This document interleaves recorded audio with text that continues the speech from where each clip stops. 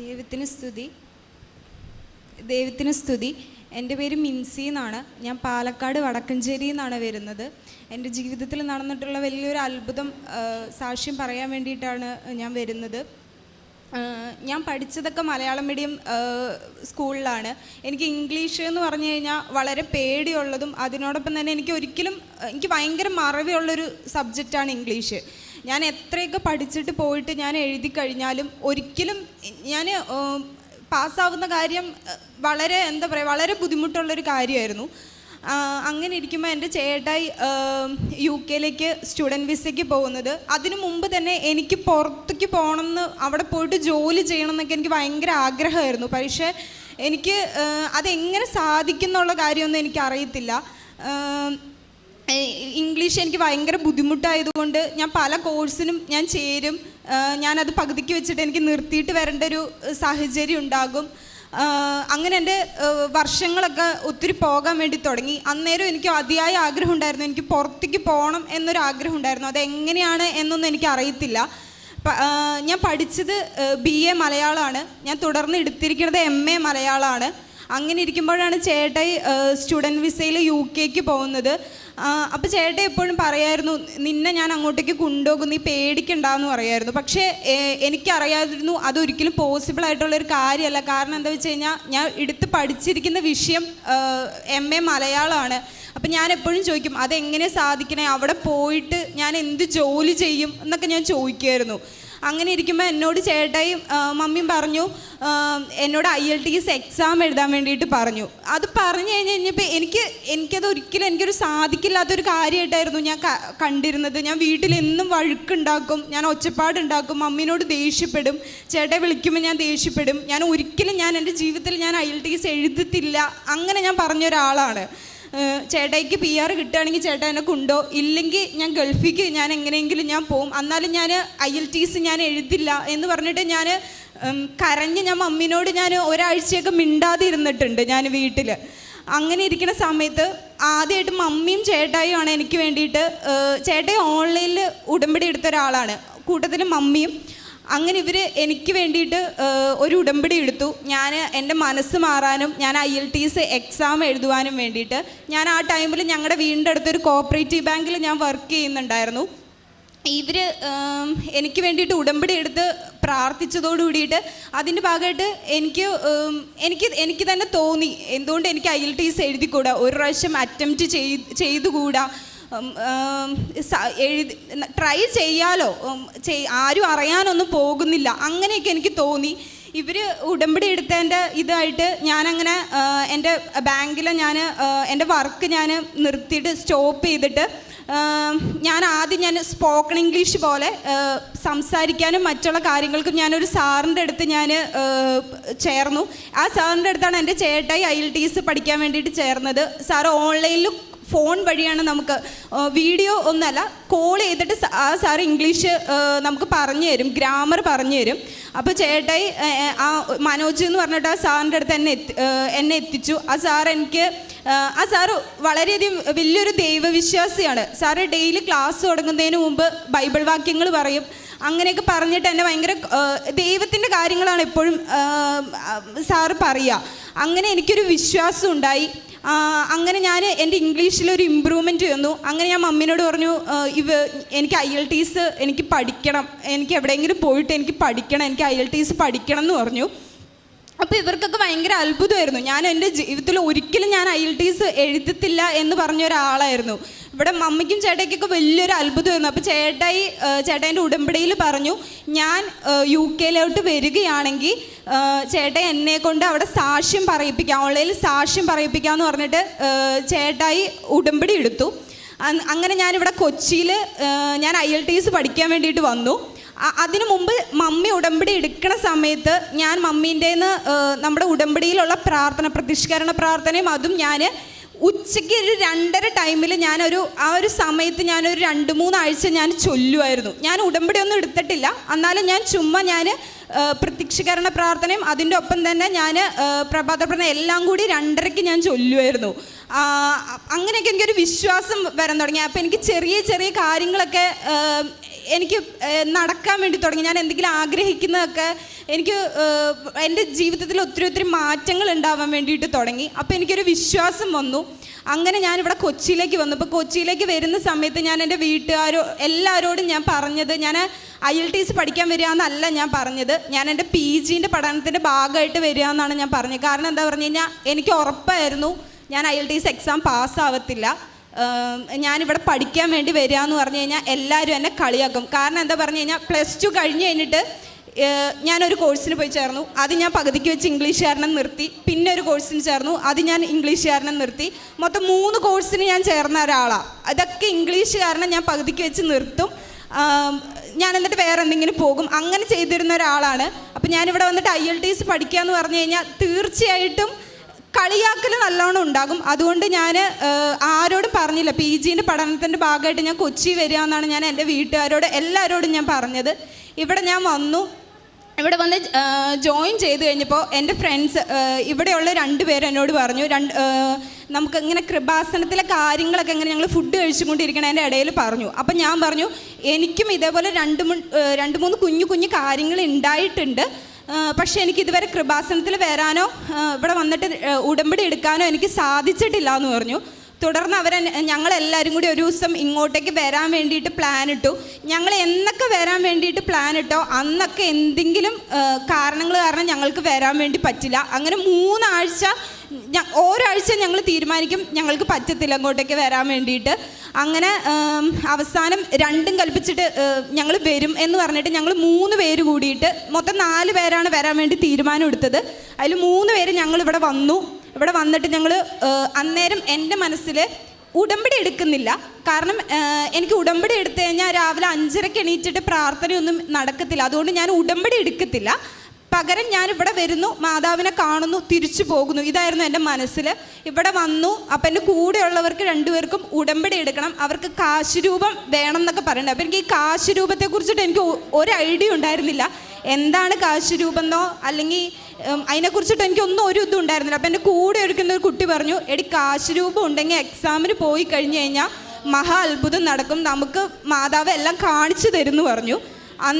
അപ്പം ഞാൻ പറഞ്ഞു ശരി, ഇവിടെ ഞാൻ ഉടമ്പടി എടുക്കാം. അങ്ങനെ ഞാൻ മമ്മീനെ വിളിച്ചു. എന്നിട്ട് ഞാൻ മമ്മീനെ വിളിച്ചിട്ട് പറഞ്ഞു, മമ്മി ഞാൻ ഉടമ്പടി എടുക്കാം, മമ്മി എനിക്ക് കാശ് രൂപം വേണം എക്സാമിന് പോവാൻ, അപ്പം ഞാൻ ഉടമ്പടി എടുക്കാം, മമ്മി പ്രയർ ചൊല്ലണം എന്ന് പറഞ്ഞിട്ട് ഞാൻ ഫോൺ വിളിച്ചിട്ട് ഞാനിവിടുത്തെ ക്ലാസ്സിന് കയറി കഴിഞ്ഞപ്പോൾ അച്ഛൻ്റെ ക്ലാസ്സൊക്കെ കൂടി കഴിഞ്ഞ് കഴിഞ്ഞപ്പോൾ ഞാൻ തീരുമാനിച്ചു അങ്ങനെയല്ല ഉടമ്പടി എടുക്കേണ്ടത്, അവനോനാണ് ഉടമ്പടി എടുക്കേണ്ടത്, എന്നാലേ മാറ്റം ഉണ്ടാവുള്ളൂ എന്ന് എനിക്കെന്തോ പെട്ടെന്നൊരു ബോധ്യം വന്നു. ഞാൻ എൻ്റെ കൂടെ ഇരിക്കുന്നവരോട് പെട്ടെന്ന് ആ ലാസ്റ്റ് മൊമെൻറ്റിലാണ് ഞാൻ പറയുന്നത്, ഇല്ല ഞാൻ തന്നെയാണ് ഉടമ്പടി എടുക്കുന്നതെന്ന് പറഞ്ഞിട്ട് ഞാൻ ഉടമ്പടി എടുത്തു. ഞാൻ ഇവിടെ നിന്ന് പോയി.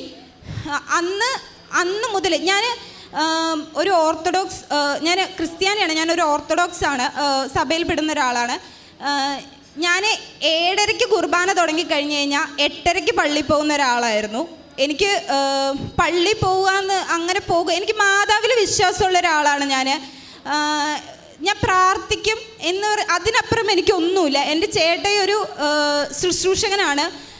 ചേട്ടായിൻ്റെ വിശ്വാസം എന്നൊക്കെ പറഞ്ഞു കഴിഞ്ഞാൽ ചേട്ടായി ദൈവത്തിൽ മാത്രം വിശ്വസിച്ചിട്ട് ജീവിക്കുന്ന ഒരാളാണ്. ചേട്ടായി ബൈബിള് വായിക്കാതെ എവിടേക്കും പോകത്തില്ല, വീട്ടിൻ്റെ വെളിയിൽ ഇറങ്ങത്തില്ല.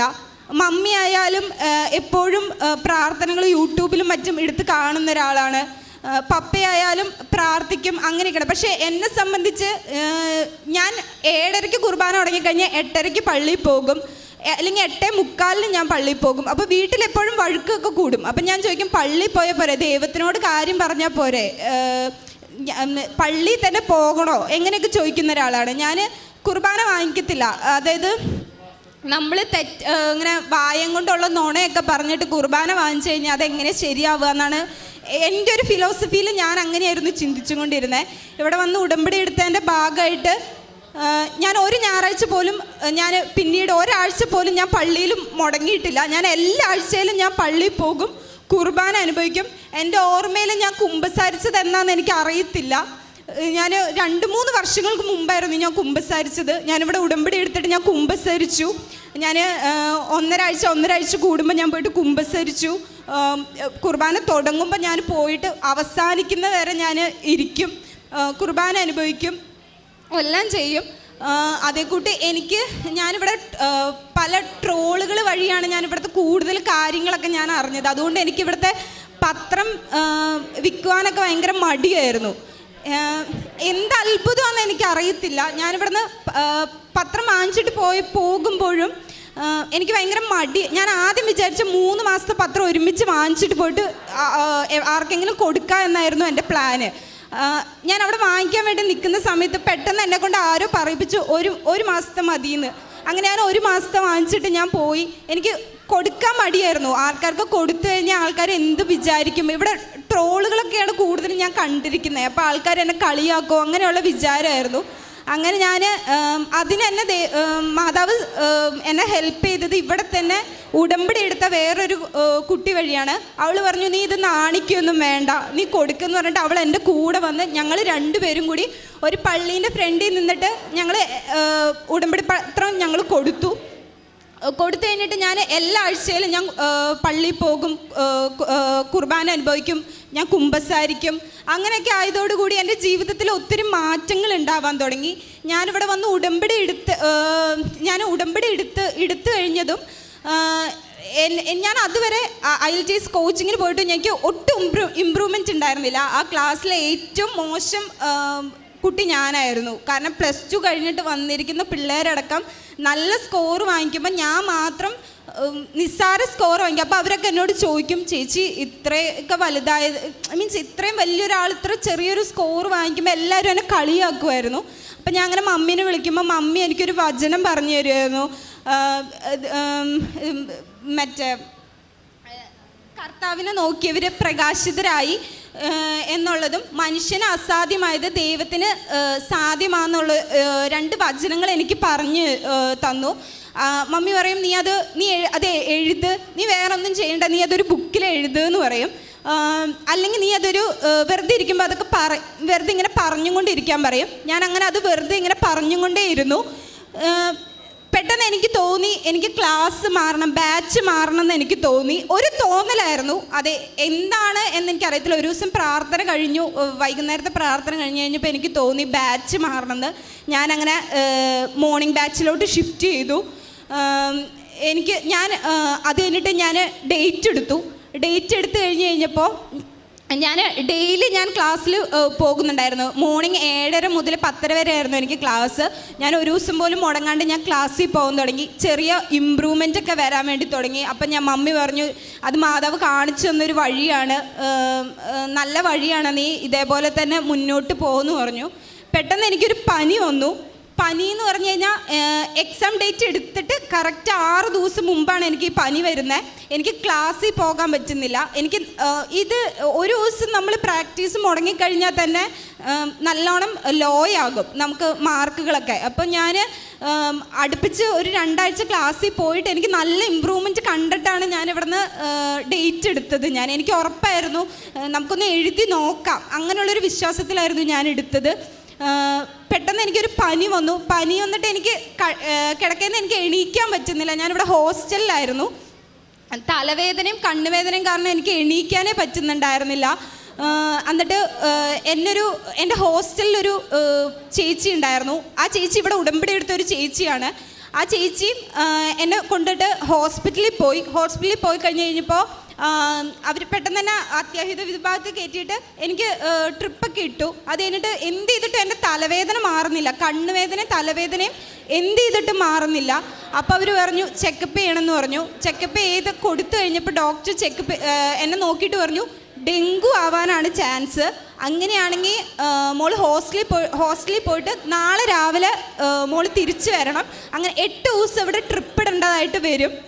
അപ്പം ഞാൻ ഇങ്ങനെ എക്സാമിൻ്റെ കേസ് പറയുന്നുണ്ട്, എനിക്ക് വല്ല ഡോസ് കൂടിയ മരുന്ന് വേണം, പെട്ടെന്ന് എനിക്ക് മാറണം, എനിക്ക് എക്സാമാണ്, സ്പീക്കിംഗ് എനിക്ക് വരുന്നുണ്ട്, ചുമയൊക്കെ ഉണ്ടായിരുന്നു. അപ്പോൾ എനിക്ക് സ്പീക്കിംഗ് ആണ്, എനിക്ക് ഡോസ് കൂടിയ വല്ല മരുന്നും വേണം എന്നൊക്കെ ഞാൻ പറയുന്നുണ്ടായിരുന്നു. അപ്പോൾ ഡോക്ടർ പറഞ്ഞു, റിസൾട്ട് വരാണ്ട് നമുക്കൊന്നും പറയാൻ വേണ്ടി പറ്റത്തില്ല, നമുക്കൊരു 95% ഡെങ്കു ആവാനാണ് ചാൻസ് എന്ന് പറഞ്ഞു.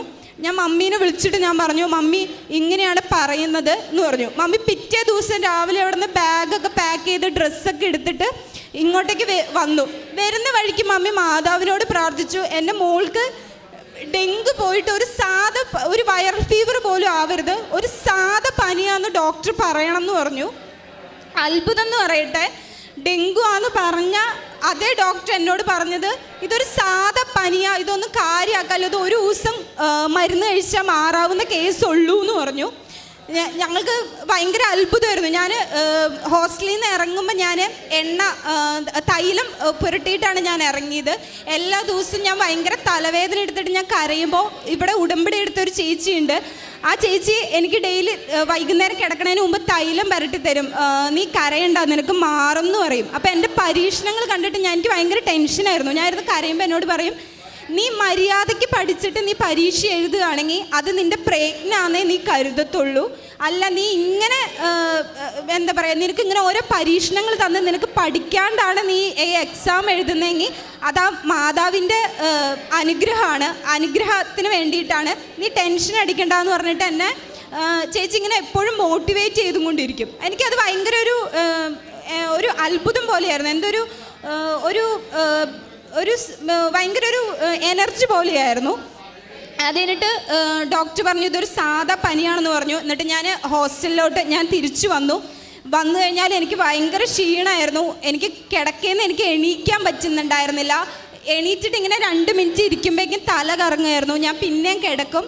അങ്ങനെ ഇരിക്കുന്ന സമയത്ത് ഞാനിങ്ങനെ പറഞ്ഞിട്ടുണ്ടായിരുന്നു, എൻ്റെ എക്സാമിന് മുമ്പ് ഞാനൊരു 6 പേർക്കെങ്കിലും എനിക്ക് ഫുഡ് കൊടുക്കണം, പാവപ്പെട്ട ആർക്കെങ്കിലും ഒരു ഫുഡ് കൊടുക്കണം എന്ന് പറഞ്ഞു. ഞാൻ അങ്ങനെ മനസ്സിൽ ഞാനിങ്ങനെ പ്രാർത്ഥിക്കുന്ന സമയത്ത് എന്നെക്കൊണ്ട് ഇങ്ങനെ തോന്നിപ്പിക്കുകയായിരുന്നു. അപ്പം ഞാൻ അതിങ്ങനെ പറഞ്ഞു കഴിഞ്ഞപ്പോൾ ഞാൻ ഹോസ്റ്റലിലാണ് നിൽക്കുന്നത്. അപ്പോൾ അവിടെ ഫുഡ് പ്രിപ്പയർ ചെയ്തിട്ട് കൊടുക്കുക എന്ന് പറയുന്നതൊന്നും ഒരു പോസിബിൾ ആയിട്ടുള്ളൊരു കാര്യമല്ല.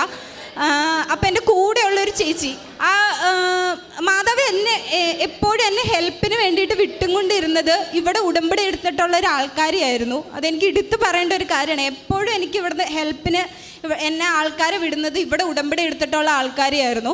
അങ്ങനെ ആ ചേച്ചി പറഞ്ഞു, ഓക്കെ നമുക്ക് ഫുഡ് ഉണ്ടാക്കാം. ഞങ്ങൾ 2 പേരും കൂടി ഫുഡ് ഉണ്ടാക്കി. അന്നേരം എനിക്ക് ഭയങ്കര പനിയായിരുന്നു. ചേച്ചിക്ക് ഞാൻ ഇങ്ങനെ ചാരി ഇരുന്നിട്ടൊക്കെ ആയിരുന്നു വെജിറ്റബിൾസ് കട്ട് ചെയ്ത് കൊടുത്തിട്ടുണ്ടായിരുന്നത്. അല്ലെങ്കിൽ കുക്ക് ചെയ്യണ സമയത്ത് അടുപ്പത്ത് എന്തെങ്കിലും ചേച്ചി വെച്ചിട്ട് പോയി കഴിഞ്ഞാൽ എനിക്ക് ഇളക്കാനൊന്നും പോകാൻ വയ്യായിരുന്നു. ഞാൻ ഫുൾ ടൈം കിടക്കുമായിരുന്നു. അപ്പോൾ ചേച്ചി പറഞ്ഞു, നീ പേടിക്കണ്ട, ഞാൻ നിനക്കെല്ലാം ചെയ്തു തരാം. ഞങ്ങൾ 2 പേരും കൂടിയിട്ടാണ് ചെയ്യുന്നത്. ഞാൻ 6 പേർക്ക് കൊടുക്കാമെന്നായിരുന്നു ഞാൻ എൻ്റെ മനസ്സിൽ തോന്നിപ്പിച്ചിട്ടുണ്ടായിരുന്നത്. അപ്പോൾ ചേച്ചിയും കൂടി ഉള്ളപ്പോൾ 6 പേർക്ക് സാധിക്കില്ല. ഞങ്ങൾക്ക് അവിടെ ഫുഡ് 6 പേർക്ക് കുക്ക് ചെയ്യാനേ പറ്റത്തുള്ളൂ. അങ്ങനെ ഞങ്ങൾ 6 പേർക്ക് കുക്ക് ചെയ്തിട്ട് എല്ലാം കഴിഞ്ഞ് കഴിഞ്ഞപ്പോൾ എനിക്കൊരിക്കലും ആർക്കെങ്കിലും കൊണ്ടേ കൊടുക്കാൻ പറ്റിയ ഒരു സിറ്റുവേഷൻ ആയിരുന്നില്ല. എനിക്ക് തീരെ വയ്യായിരുന്നു. ഞാൻ കിടപ്പ് തന്നെയായിരുന്നു. അപ്പോൾ ചേച്ചി എന്നോട് പറഞ്ഞു, എടാ എനിക്ക് പാത്രമൊക്കെ കഴുകി വെക്കണം, നീ ഒരു കാര്യം ചെയ്യോ, നീ ഇതൊന്ന് കൊണ്ടേ കൊടുക്കോ, നീ ഇതൊന്ന് കൊണ്ടേ കൊടുക്കണ സമയത്ത് കലൂര് പള്ളീൻ്റെ ഫ്രണ്ടിലാണ് ഞങ്ങൾ കൊടുക്കാൻ വേണ്ടി ഉദ്ദേശിച്ചിട്ടുണ്ടായിരുന്നത്. അപ്പം നീ അങ്ങോട്ടേക്കൊന്ന് പോകുമോ, ഞാനപ്പോഴേക്കും ഞാൻ നിൻ്റെ പുറകേക്കൂടെ ഞാൻ വരാം എന്ന് പറഞ്ഞു. ചേച്ചി പാത്രം കഴുകി വെക്കണം എന്ന് പറഞ്ഞു. അപ്പം ഞാൻ പെട്ടെന്ന് എനിക്ക് എന്തോ ഒരു ഇതിന് ഓക്കെ എന്ന് പറയാൻ തോന്നുകയും ഞാനങ്ങനെ നടന്നു, കലൂര് പള്ളിക്ക് ഞാൻ നടന്നു. നല്ല വെയിലായിരുന്നു, എനിക്ക് തീരെ വയ്യായിരുന്നു. എന്നിട്ട് ഞാൻ പോയി അവിടെ ഉള്ളവർക്ക് ഞാൻ ഭക്ഷണം കൊടുത്തു. ആ 6 പേർക്കും 6 പൊതിച്ചോറായിരുന്നു ഞങ്ങൾ ഉണ്ടാക്കിയത്. ആ 6 പൊതിച്ചോറും എൻ്റെ കൈ കൊണ്ട് കൊടുക്കാൻ വേണ്ടിയിട്ട് എനിക്ക് ഭാഗ്യമുണ്ടായി. അത് കഴിഞ്ഞ് കഴിഞ്ഞപ്പോൾ ഒരു അമ്മച്ചി എന്നോട് വന്നിട്ട് ചോദിച്ചു, മോളെ ഒരു 2 പേർക്കുള്ളൊരു ഫുഡും കൂടി ഉണ്ടാകുമോ, ഇവിടെ 2 പേർക്ക് ഇതുവരെ ഭക്ഷണം കിട്ടിയിട്ടില്ല, 2 പേർക്കുള്ള ഫുഡും കൂടി ഉണ്ടാവുമോ എന്ന് ചോദിച്ചു. എനിക്ക് തീരെ വയ്യായിരുന്നു, എനിക്ക് എണീറ്റ് നിൽക്കാൻ പോലും വയ്യായിരുന്നു. ഞാൻ കലൂര് പള്ളീൻ്റെ ഉള്ളിൽ പോയിട്ട് ഇരുന്നിട്ട് ഞാൻ ഈ ചേച്ചീനെ വിളിച്ചു. ഞാൻ വിളിച്ചിട്ട് പറഞ്ഞു, ചേച്ചി 2 പേർക്കുള്ള ഫുഡും കൂടി വേണം, തികഞ്ഞിട്ടില്ല, ഇങ്ങോട്ട് വന്ന് ചോദിക്കുകയായിരുന്നു എന്ന് പറഞ്ഞു. അപ്പോൾ ചേച്ചീൻ്റെ മനസ്സിൽ ചേച്ചിക്ക് ആർക്കെങ്കിലും 2 പേർക്ക് കൊടുക്കണം എന്നുണ്ടായിരുന്നു. അപ്പോൾ പെട്ടെന്ന് അത്ഭുതം എന്ന് പറഞ്ഞാൽ അവിടെ നമുക്ക് കറികളൊന്നും ബാക്കി ഉണ്ടായിരുന്നില്ല. ഞങ്ങൾ എല്ലാ കറിയും വടിച്ചെടുത്തിട്ടായിരുന്നു ഞങ്ങൾ ഈ 6 പൊതിച്ചോറ് കെട്ടിയത്. പെട്ടെന്ന് ചേച്ചി എനിക്ക് ഉച്ചയ്ക്ക് ഹോസ്റ്റലിൽ നിന്ന് കിട്ടിയ ഫുഡ് ഉണ്ടായിരുന്നു, അവിടെ കൊണ്ടുവന്ന് വെച്ചിട്ടുണ്ടായിരുന്നു. അത് ചേച്ചി പെട്ടെന്ന് പാക്ക് ചെയ്തു. അതേക്കൂട്ട് ചേച്ചിക്ക് ഉച്ചയ്ക്ക് കഴിക്കാൻ വേണ്ടി വെച്ച ഫുഡ് ഉണ്ടായിരുന്നു, അത് ചേച്ചി പാക്ക് ചെയ്ത് 2 പെട്ടെന്ന് കൊണ്ടുവന്നിട്ട് കൊടുത്തു. അത് അങ്ങനെ ഞാൻ സ്പീക്കിങ്ങിന് പോകുന്ന സമയത്ത് എനിക്ക് ഭയങ്കര ചുമയായിരുന്നു. ചുമ എന്ന് പറഞ്ഞു കഴിഞ്ഞാൽ ചുമ തുടങ്ങിക്കഴിഞ്ഞാൽ പിന്നെ നിൽക്കത്തില്ല. ഞാൻ പെട്ടെന്ന് തൈലം എടുത്തിട്ട് നാവിൽ കുരിശ് വരച്ചിട്ടായിരുന്നു ഞാൻ പോയിട്ട് സ്പീക്കിങ്ങിൻ്റെ സമയത്ത് ഞാൻ അവിടെ എന്താ പറഞ്ഞതെന്ന് എനിക്കറിയത്തില്ല. സത്യം പറഞ്ഞാൽ പറഞ്ഞത് ഫുള്ള് പൊട്ടത്തെറ്റാണെന്ന് എനിക്കറിയാം. കേട്ടുകൊണ്ടിരുന്ന സാറ് ചിരിക്കുകയായിരുന്നു. അത് ചിരിക്കുക എന്ന് പറഞ്ഞാൽ നമ്മുടെ കോൺഫിഡൻസ് കളയുന്ന ഒരു ചിരിയായിരുന്നു. തുടങ്ങിയപ്പോൾ മുതൽ ഇരുന്ന് ചിരിയായിരുന്നു. അപ്പം ഞാൻ എന്നിട്ട് ഇറങ്ങിയതിന് ശേഷം എല്ലാവരോടും പറയുകയും ചെയ്തു, ആ സാർ എന്താ ഇങ്ങനെ ചിരിക്കാൻ കാരണം, എന്നാൽ ആ സാർ അങ്ങനെ ചിരിക്കരുതായിരുന്നു, ഞാൻ പറയുന്നത് പൊട്ടത്തെറ്റാണെങ്കിലും സാർ ഇരുന്ന് ചിരിക്കരുതായിരുന്നു എന്ന് പറയുമായിരുന്നു. ഞാൻ എപ്പോഴും പ്രാർത്ഥിക്കുമായിരുന്നു, ഒന്നല്ലെങ്കിൽ പുണ്യാളനോ അല്ലെങ്കിൽ മാതാവും എൻ്റെ അടുത്തേക്ക് വരണം, മാതാവിന് വരാൻ സാധിച്ചില്ലെങ്കിൽ പുണ്യാളനെ എൻ്റെ അടുത്തേക്ക് വിട്ടേക്കണം എന്ന് ഞാൻ എപ്പോഴും പറയുമായിരുന്നു. എനിക്ക് വന്ന സാറിൻ്റെ പേര് ആൻ്റണി എന്നായിരുന്നു. അങ്ങനെ ഞാൻ അത് കഴിഞ്ഞു. എനിക്ക് സ്പീക്കിങ്ങിൻ്റെ സമയത്ത് ഞാനൊന്ന് ചുമയ്ക്ക് പോയിട്ട്, ഞാൻ അന്ന് മുതൽ ഇന്ന് വരെ ഞാൻ ചുമച്ചിട്ടില്ല. ആ തൈലം ഞാൻ നാവിൽ കുരിശ് വരച്ചേ പിന്നെ അന്ന് മുതൽ ഇന്ന് വരെ ഞാൻ ചുമച്ചിട്ടില്ല. ഞാനതെല്ലാവരോടും ഞാൻ പറയുകയും ചെയ്തു. എല്ലാവർക്കും അത് അത്ഭുതമായിരുന്നു. അത് കഴിഞ്ഞിട്ട് ഞാൻ റൈറ്റിങ്, റീഡിങ്, ലിസണിങ് ഒരു ദിവസമായിരുന്നു. ഞാൻ അതിനു വേണ്ടി പോകുന്ന സമയത്ത് പനി കാരണം ഈ ദിവസങ്ങളിലൊന്നും ഞാൻ ബുക്കെടുത്ത് ഞാൻ നോക്കിയിട്ടേ ഇല്ല. ചുമ്മാ ഞാൻ ഫോൺ എടുത്തിട്ട് സാക്ഷ്യം കേൾക്കും, ഇൻസ്റ്റാഗ്രാമിൽ വരുന്ന സാക്ഷ്യങ്ങൾ കേൾക്കും, അല്ലെങ്കിൽ യൂട്യൂബിൽ ഷോർട്സ് വീഡിയോസ് ഇരുന്നിട്ട് കാണും. അങ്ങനെയൊക്കെ ഇരുന്നിട്ട് കാണുന്നല്ലാണ്ട് ഞാൻ ബുക്ക് എടുത്തിട്ട് ഒന്നും ഞാൻ പ്രിപ്പയർ ചെയ്തിട്ടില്ല. റീഡിങ്ങും ലിസണിങ്ങിൻ്റെ തലേ ദിവസം ഞാൻ ഒരു റീഡിങ്ങും ഒരു ലിസണിങ്ങും ചെയ്തിട്ടാണ് ഞാൻ പോയത്. ഞാൻ റൈറ്റിംഗ് ഒന്നും നോക്കിയിട്ടില്ല. ഞാൻ മാതാവിനോട് ഞാൻ പറഞ്ഞു, ഇവിടുന്ന് ഇറങ്ങുന്ന സമയത്ത് മാതാവ് എൻ്റെ കൂടെ ഉണ്ടായിരിക്കണം, എനിക്ക് വേറെ ഒന്നും അറിയണ്ട, എൻ്റെ കൂടെ ഉണ്ടായിരിക്കണം. ഞാൻ പ്രാർത്ഥിച്ചത്, എൻ്റെ ഫസ്റ്റത്തെ ഉടമ്പടിയും വെച്ചത് ഇതാണ്, എനിക്ക് IELTSന് എനിക്ക് പോവാനുള്ള സ്കോർ വേണം, എനിക്ക് കൂടുതലൊന്നും വേണ്ട, കറക്റ്റ് സ്കോർ മതി, എനിക്ക് പോവാനുള്ള സ്കോർ വേണം എന്നായിരുന്നു ഞാൻ പ്രാർത്ഥിച്ചിട്ടുണ്ടായിരുന്നത്. എന്നിട്ട് ഞാൻ ഹാളിലേക്ക് കയറുന്നതിന് തൊട്ട് മുമ്പ് ഞാൻ തൈലം ഫുള്ളും ഞാൻ കുരിശ് വരച്ച് എൻ്റെ കയ്യിലൊക്കെ ഞാൻ തേച്ച് ഞാൻ പ്രാർത്ഥിച്ചിട്ട് കയറുന്ന സമയത്ത് ഞാൻ അവിടെ ഇരിക്കുമ്പോൾ ഒക്കെ വിശ്വാസപ്രമാണം ചൊല്ലിക്കൊണ്ടേയിരുന്നു.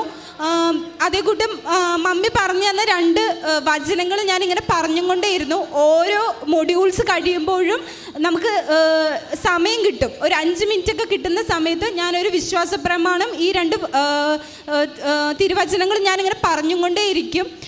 ക്വസ്റ്റ്യൻസ് ഒക്കെ ഓരോന്ന് കേൾക്കുമ്പോഴും ഞാൻ ഈ തിരുവചനങ്ങൾ പറഞ്ഞുകൊണ്ടേയിരിക്കും.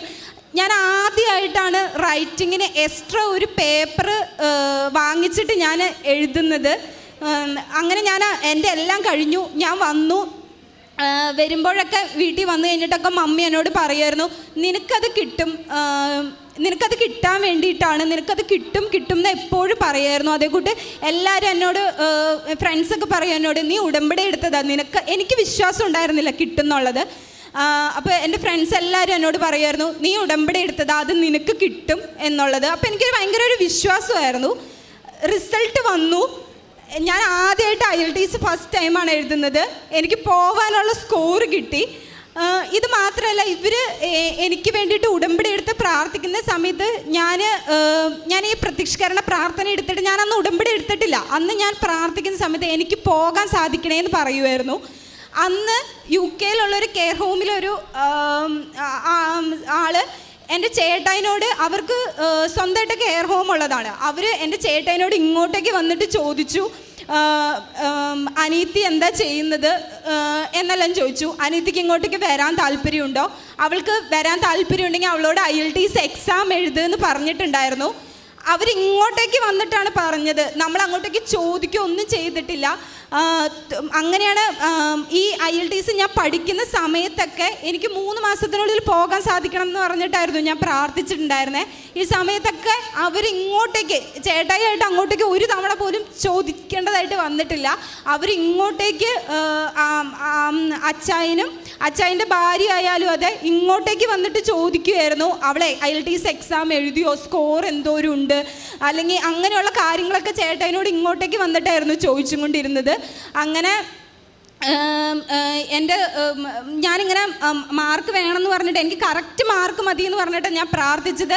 എനിക്ക് നല്ല IELTS നല്ല സ്കോറുണ്ട്, എനിക്ക് പോകാൻ വേണ്ടിയിട്ട് സാധിക്കുകയാണ്. മാത്രമല്ല എൻ്റെ ചേട്ടായിൻ്റെ കാര്യം, ചേട്ടൻ ഇവിടെ ഉടമ്പടി എടുത്ത ഒരാളാണ്. ചേട്ടായിക്ക് എല്ലാ എക്സാമിനും പാസ്സാവുകയും ചെയ്തു. തുടർന്ന് അവർ തന്നെ ചേട്ടനോട്, ചേട്ടൻ അവിടെയും ശുശ്രൂഷയ്ക്ക് കൂടുന്നുണ്ട്, ഇവിടെ ശുശ്രൂഷ കൂടിക്കൊണ്ടിരുന്ന ഒരാളാണ്. അവിടെയും ചേട്ടൻ ശുശ്രൂഷയ്ക്ക് ഒരു ഞായറാഴ്ച പോലും ചേട്ടൻ കുർബാന മുടക്കത്തില്ല. ചേട്ടയ്ക്ക് കഴിയുമ്പോഴൊക്കെ ഡ്യൂട്ടി കളഞ്ഞിട്ടായാലും ചേട്ടൻ കുർബാനയ്ക്ക് പോകും, അവിടെയും ശുശ്രൂഷ കൂടിക്കൊണ്ടിരുന്നു. ഇതെല്ലാം കണ്ടിട്ട് ഈ അച്ചായൻ ഇങ്ങോട്ടേക്ക് വന്നിട്ട് ചോദിച്ചു, ബേസിൽ നിനക്ക്, എൻ്റെ ചേട്ടൻ്റെ പേര് ബേസിൽ എന്നാണ്, നിനക്ക് PR തരാൻ വേണ്ടിയിട്ടുള്ള എല്ലാ ഇതും അവർ ചെയ്യാമെന്ന് ഇങ്ങോട്ടേക്ക് വന്ന് പറയുകയായിരുന്നു ചെയ്തത്. അങ്ങനെ അവർ ഇപ്പോൾ വിസയ്ക്ക് വേണ്ടിയിട്ടുള്ള ഇതെല്ലാം നോക്കാമെന്ന് അവർ ഏറ്റിരിക്കുകയാണ്. അടുത്തത് പറയാനുള്ളത് എൻ്റെ ദൈവവിശ്വാസം തന്നെയാണ്. എനിക്ക് എൻ്റെ വിശ്വാസത്തിൽ ഒത്തിരി മാറ്റങ്ങൾ ഉണ്ടായി. ഞാനിപ്പോൾ എല്ലാ ഞായറാഴ്ച പള്ളി പോകുന്നുണ്ട്, ഒരു ദിവസം പോലും ബൈബിൾ വായിക്കാത്തതില്ല, എപ്പോഴും സാക്ഷ്യം കേൾക്കും. എനിക്ക് ഭയങ്കര ദേഷ്യമുള്ള ഒരാളായിരുന്നു, എന്ത് പറഞ്ഞാലും ഞാൻ ദേഷ്യപ്പെടും.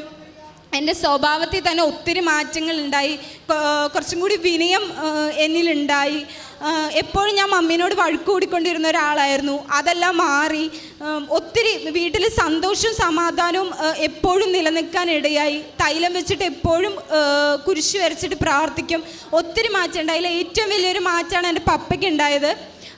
പപ്പ പള്ളിയിൽ പോകും, പ്രാർത്ഥിക്കും, ഒരു ദിവസം പോലും പ്രാർത്ഥിക്കാതെ ഇരുന്നിട്ടില്ല.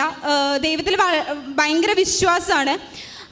അങ്ങനെ ഇരിക്കുമ്പോൾ മമ്മി കൃപാസന പത്രം കൊണ്ടേ കൊടുത്തത് ഒരു ദിവസം ഇരുന്ന് ഇങ്ങനെ കൃപാസന പത്രം അല്ലെങ്കിൽ തൈലം, ഉപ്പ്, ഇതിലൊന്നും പപ്പയ്ക്ക് വിശ്വാസമില്ല. മാതാവിൽ വിശ്വാസമുണ്ട്. പപ്പ പറയും എവിടെ ഇരുന്നിട്ടായാലും മാതാവിനെ പ്രാർത്ഥിച്ചാൽ മതി, അത് ഇങ്ങോട്ടേക്ക് വരണം എന്നൊന്നുമില്ല, അങ്ങനെയൊക്കെ പറയുന്ന ഒരാളാണ്.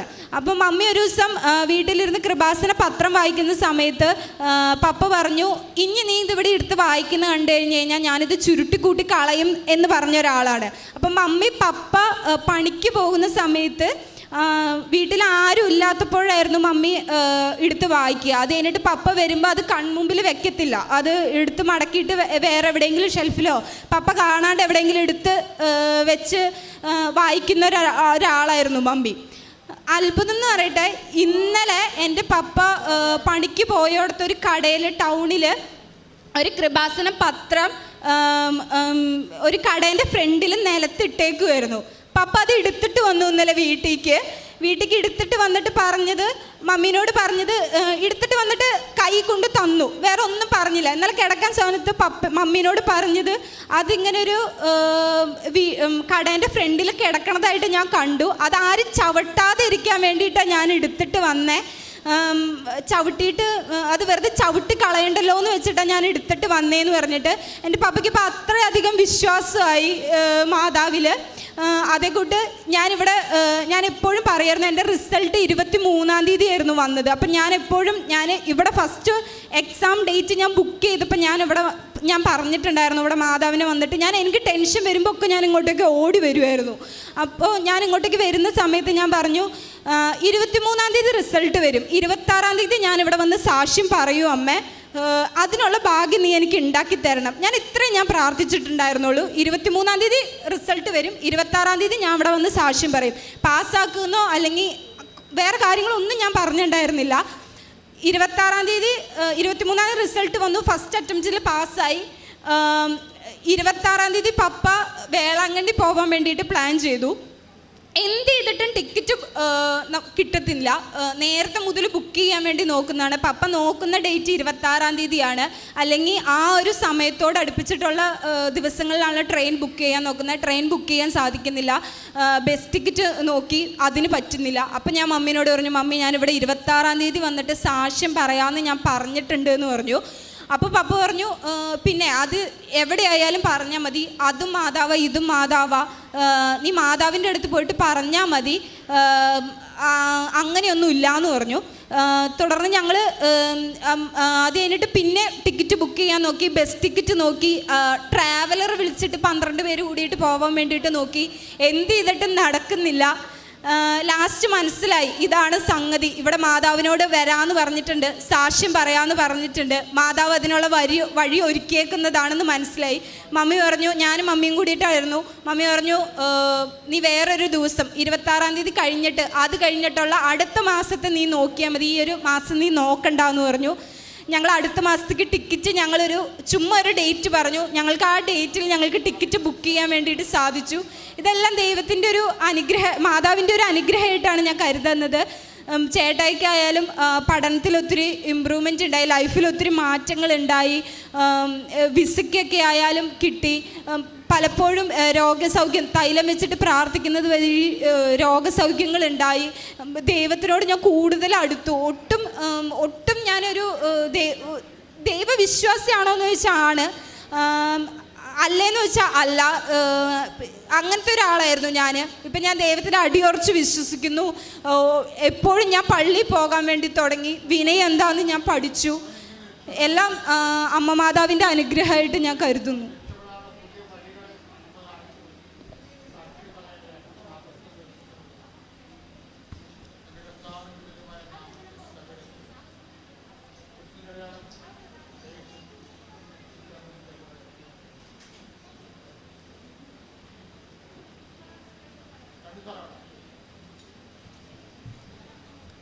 കർത്താവ് എത്ര നല്ലവനെന്ന്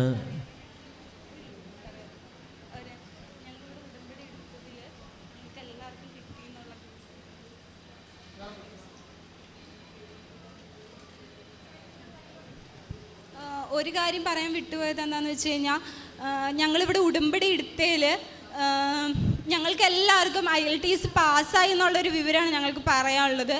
അതിൽ ഒരു ചേച്ചി 2.5 വർഷമായിട്ട് പോകാൻ വേണ്ടിയിട്ട് ട്രൈ ചെയ്യുന്ന ഒരാളാണ്. ആ ചേച്ചിക്ക് എന്ത് ചെയ്തിട്ടും പോകാനായിട്ട് സാധിക്കുന്നുണ്ടായിരുന്നില്ല. ഇവിടെ ഞങ്ങൾ വന്നിട്ട് ഉടമ്പടി എടുത്തതിൻ്റെ ഭാഗമായിട്ട് ആ ചേച്ചിക്ക് റിസൾട്ട് വന്നു. ആ സ്കോർ വെച്ചിട്ട് ചേച്ചിക്ക് പോകാനുള്ളൊരു ഭാഗ്യം ഉണ്ടായി. ഇതേപോലെ തന്നെയായിരുന്നു വേറൊരു കുട്ടിയും, അവൾക്കും ഇതേപോലെ പോകാനുള്ളൊരു ഭാഗ്യം ഉണ്ടായി. ഇവിടെ ഞങ്ങൾ വന്നിട്ട് ഉടമ്പടി എടുത്ത എല്ലാവർക്കും അങ്ങനെ ഒരു അനുഗ്രഹം ഉണ്ടായി. മാതാവിന് നന്ദി. കർത്താവ് എത്ര നല്ലവനെന്ന് അനുഭവിച്ചറിയുവനെന്ന സങ്കീർത്തകൻ്റെ 34-ാം അധ്യായത്തിലെ വാക്കുകളാണ്. ഈ മകൾ വളരെ വ്യക്തമായിട്ടും വിശദീകരിച്ചും നമുക്ക് മനസ്സിലാവുന്ന രീതിയിൽ തന്നെ എല്ലാം പറഞ്ഞിട്ടുണ്ട്.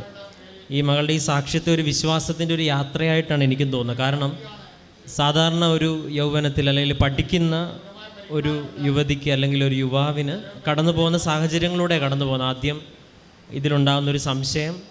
പക്ഷേ ഇതിൽ ഏറ്റവും പ്രധാനപ്പെട്ട ഒന്ന്, ഉടമ്പടി എടുത്തവരൊക്കെ ഈ മാതാവ് സ്വന്തമാക്കാൻ ആഗ്രഹിക്കുന്നവർക്കെല്ലാം ഈ പ്രസൻസ് കൊടുക്കണം. അതെല്ലാം മനസ്സിലാക്കാനായിട്ട് ഇവരുടെ കുടുംബത്തിന് സാധിക്കുന്നുണ്ട്. അത് തുടക്കം തൊട്ട് അവസാനം വരെ നിങ്ങൾ ശ്രദ്ധിച്ചിട്ടുണ്ടെങ്കിൽ വ്യക്തമാണ്. അല്ലെങ്കിൽ പത്രം കൊടുക്കാനായിട്ട് ബുദ്ധിമുട്ടുണ്ടാകുമ്പോൾ ഏതോ ഒരു വ്യക്തി, ഉടമ്പടി എടുത്ത വ്യക്തി സഹായിക്കുന്നു. വേറൊരു സമയത്തും ഇതുപോലെ തന്നെ ഭക്ഷണം വെക്കുന്ന കാര്യം വരുമ്പോഴും ഉടമ്പടി എടുത്ത അത് വ്യക്തി ആരാന്ന് പറയുന്നില്ലെങ്കിലും വ്യക്തി സഹായിക്കുന്നു. അപ്പോഴും ഒട്ടും മേലാതിരിക്കുമ്പം അപ്പം അച്ഛൻ എപ്പോഴും ഓർമ്മപ്പെടുത്തുന്ന ഒന്നാണ് ഈ ഗ്രേസ് അപ്പോൺ ഗ്രേസ്. അപ്പം നമുക്ക് നല്ല ആരോഗ്യമുള്ളപ്പോൾ ഒരാളെ സഹായിക്കുന്നതും നമ്മുടെ ആരോഗ്യം വീക്കായിട്ടിരിക്കുമ്പം ഒട്ടും മേലാതിരിക്കുമ്പോൾ ഒരാളെ സഹായിക്കുന്നതും തമ്മിൽ കൃപ രണ്ടിലും ഉണ്ടെങ്കിലും മറ്റേന്ന് പറയുന്നത് കൃപയ്ക്കുമേൽ കൃപ എന്നൊരു അനുഭവം ഉണ്ട്. അപ്പം ഈ മകൾ വ്യക്തമായിട്ട് അതെല്ലാം പറയുന്നുണ്ട്. ഹൃദയത്തിൻ്റെ നിറവിൽ അധരം സംസാരിക്കുമെന്ന് പറയുന്നത് പോലെ വ്യക്തമായിട്ട് പറയുന്നുണ്ട്. അത് ഉടമ്പടി എടുത്തൊരു വ്യക്തിയുമായിട്ട് ചേർന്ന് നിന്ന് ഒരുപാട് നന്മ ചെയ്യാനായിട്ട് ഇടവരുന്നു. പിന്നീട് വ്യക്തിപരമായിട്ടുള്ള കാര്യങ്ങളിൽ അവസാനം സാക്ഷ്യം പറയുന്ന സമയം വരുമ്പോഴും ടിക്കറ്റ് ബുക്ക് ചെയ്തിട്ട് കിട്ടുന്നില്ലെന്ന് പറയുമ്പം പിന്നീട് കണക്ട് ചെയ്യാൻ പറ്റുന്നുണ്ട്. 26-ാം തീയതി സാക്ഷ്യം പറയാനായിട്ട് പറഞ്ഞതാണല്ലോ. അങ്ങനെ ദൈവം നൽകുന്ന അടയാളങ്ങൾ മനസ്സിലാക്കാനായിട്ട് ഒരാൾക്ക് വിശ്വാസത്തിൽ പറ്റുന്നുണ്ടെന്നുള്ളതാണ്. പിന്നീട് പരീക്ഷയ്ക്ക് കയറുമ്പോഴും പറയുന്നുണ്ട്, ഒന്നെങ്കിൽ പുണ്യാളൻ അല്ലെങ്കിൽ മാതാവെന്ന് പറയുമ്പം അവിടെ ആൻ്റണി എന്ന പേരുള്ള ഒരാൾ. അപ്പം ഇതൊക്കെ ദൈവം ഒരാൾക്ക് വ്യക്തിപരമായി കൊടുക്കുന്ന, അതിനെ വിധിക്കാനോ അതിൻ്റെ ശരിയത് തെറ്റെന്ന് പറയണത് നമ്മൾ ആരും യോഗ്യമല്ല. ദൈവത്തിന് കാറ്റായിട്ടും വ്യക്തിയായിട്ടും ഒക്കെ കടന്നു വരാനായിട്ട് സാധിക്കുമെന്നുള്ള കാര്യത്തിൽ ബൈബിളിൽ തന്നെ എത്രയെത്ര ഉദാഹരണങ്ങളാണ്. പിന്നെ ഏറെ പ്രത്യേകിച്ച് പപ്പയിലുണ്ടാകുന്ന അത് ഈ മക്കൾ 2 പേരിലും ജീവിത പങ്കാളി ഉടമ്പടി എടുത്തവരാണെന്ന് പറയുന്നു. അവിടെ അല്ലെങ്കിൽ ഇങ്ങോട്ടുള്ള കാര്യങ്ങൾ UK പോകുന്ന കാര്യങ്ങളൊക്കെ ഇങ്ങോട്ട് തന്നെ കാര്യങ്ങളെല്ലാം ക്രമപ്പെടുന്നു. അതിനേക്കാളും അപ്പുറം പറയുന്നുണ്ട്, വിശ്വാസിയാണോ എന്ന് ചോദിച്ചാൽ അല്ല, വിശ്വാസി അല്ലേന്ന് ചോദിച്ചാൽ ആണെന്നുള്ള രീതിയിലുള്ളൊരു വിശ്വാസം ദിവ്യബലിക്ക് പോകുന്ന വളരെ വ്യക്തമായിട്ട് പറയുന്നുണ്ട്. പിന്നീട് ഈ 2 ആഴ്ച കുമ്പസാരത്തിലേക്കും ദിവ്യബലി മുടങ്ങാതെ കൂടാനായിട്ടുള്ള പ്രചോദനത്തിലേക്കും മറ്റുള്ളവരെ സഹായിക്കണമെന്നും കരുതണമെന്നുമുള്ള വലിയൊരു വെളിച്ചത്തിലേക്കും, അല്ലെങ്കിൽ ദൈവം കൂടെ ഉണ്ടെന്നും അമ്മ മാതാവിൻ്റെ സാന്നിധ്യം അനുഭവിക്കാനുമായിട്ട് സാധിക്കുന്നുണ്ടെന്നുള്ള ഉറപ്പും അത് മുൻപോട്ടുള്ള യാത്രയിൽ എല്ലാം കൂടെ ഉണ്ടാകുന്നുള്ളൊരു വലിയൊരു വിശ്വാസത്തിൻ്റെ ആഴത്തിലേക്കും ഒരു വ്യക്തി മാറുന്നുണ്ടെങ്കിൽ അതാണ് ഈ നടന്ന കാര്യങ്ങളെക്കാളും ഏറ്റവും വലിയ അത്ഭുതം. ജീവിതത്തിൽ അമ്മ മാതാവ് ഇങ്ങനെ എല്ലാം മനസ്സിലാക്കി കൊടുക്കുന്നുണ്ട്. അത് മനസ്സിലാക്കാനുള്ള ഒരു വിശ്വാസത്തിൻ്റെ ആഴവും ഈ മകൾക്കും അല്ലെങ്കിൽ ആ കുടുംബത്തിനും ഉണ്ടാകുന്നുണ്ട്. അത് അപ്പച്ചനിലുണ്ടായ ഇപ്പോൾ ഈ പത്രം കിട്ടിയത് തിരിച്ചു കൊണ്ടുവരുന്നത്, അപ്പോൾ അതിലെല്ലാം ഒരു സാന്നിധ്യം അനുഭവിക്കാനായിട്ട് സാധിക്കുന്നുണ്ട്. അപ്പോൾ ഇനിയും മുൻപോട്ടുള്ള യാത്ര ഈ കൂടെ വന്നവരെല്ലാം പാസ്സായെന്നൊക്കെ പറയുമ്പോഴും കാശി രൂപത്തിലൊക്കെ എന്ത് വ്യക്തമായിട്ടാണ് പറയുന്നത്, കാശി രൂപത്തിലൊക്കെ ഇതിനു വേണ്ടി എന്താ ശക്തി, അങ്ങനെ റിസർച്ച് ചെയ്യുന്നുണ്ട്. അതും നല്ലൊരു കാര്യമാണ്. അപ്പോൾ ഒരു തുറന്ന മനസ്സോടുകൂടി ദൈവത്തിൻ്റെ നടയിലേക്ക് തിരിച്ചു വന്നു, അമ്മ മാതാവ് സ്വന്തമാക്കുന്നു. ഇനി മുൻപോട്ടുള്ള യാത്രയിൽ ഇനി ഒരുപാട് ദൈവാനുഭവങ്ങൾ നൽകി ഇവരുടെ ജീവിതത്തെ ശക്തിപ്പെടുത്തട്ടെ എന്ന് പ്രാർത്ഥിക്കുന്നു. ഒപ്പം ഈ മകളുടെ വ്യക്തി ജീവിതത്തിലും കുടുംബത്തിലും ദൈവം നൽകിയ എല്ലാ നല്ല അനുഭവങ്ങളെ ഓർത്ത് നമുക്ക് നിറഞ്ഞ കരങ്ങളടിച്ച് ദൈവത്തിൻ്റെ നാമം മഹത്വപ്പെടുത്താം.